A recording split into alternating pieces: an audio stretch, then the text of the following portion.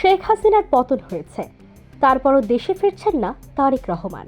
তিনি কবে দেশে ফিরবেন এটা নিয়ে প্রশ্ন উঠছে বারবার। গুঞ্জন রয়েছে নতুন বছরের ফেব্রুয়ারির প্রথমার্ধে তারেক রহমান দেশে ফিরতে পারেন। বিএনপির সূত্রগুলো বলেছে প্রস্তুতির অংশ হিসেবে নিরাপত্তা পরিস্থিতি পর্যবেক্ষণ করা হচ্ছে, এমনকি তারেক রহমানের জন্য বাড়ি খোঁজাও হচ্ছে। এরই মধ্যে যুক্তরাজ্য থেকে একটি প্রতিনিধি দল নিরাপত্তার বিষয়টি খতিয়ে দেখতে বাংলাদেশ ঘুরছে।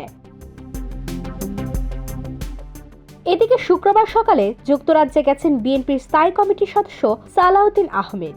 এই সফর থেকে তিনি ফিরলে তারেক রহমানের দেশে ফেরার বিষয়ে নতুন বার্তা আসতে পারে বলেও ধারণা করা হচ্ছে। দলীয় সূত্র বলছে, তারেক রহমান ফেব্রুয়ারির প্রথমার্ধে দেশে ফিরতে পারেন বলে তাদের দলের মধ্যে গুঞ্জন রয়েছে।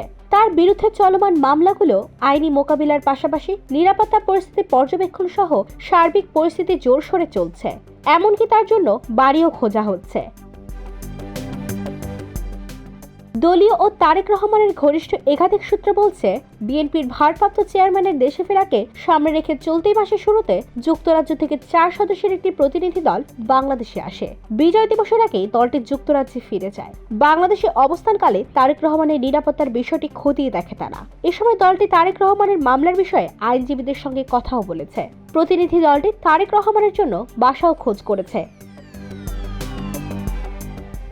তারেক রহমানের ঘনিষ্ঠ একটি সূত্র বলছে, দেশে ফিরে প্রথমে বিএনপির চেয়ারপারসন খালেদা জিয়ার বাসভবন ফিরোজায় ওঠার কথা রয়েছে তারেক রহমানের, কিন্তু সেখান থেকে রাজনৈতিক কর্মকাণ্ড পরিচালনা করা সম্ভব হবে না বলে তার জন্য পৃথক বাসার ব্যবস্থা করা হচ্ছে।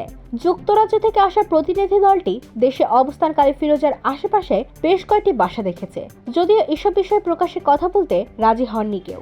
এসব তথ্য তুলে ধরে একটি প্রতিবেদন প্রকাশ করেছে দৈনিক আজকের পত্রিকা। IVTV, USA, new York.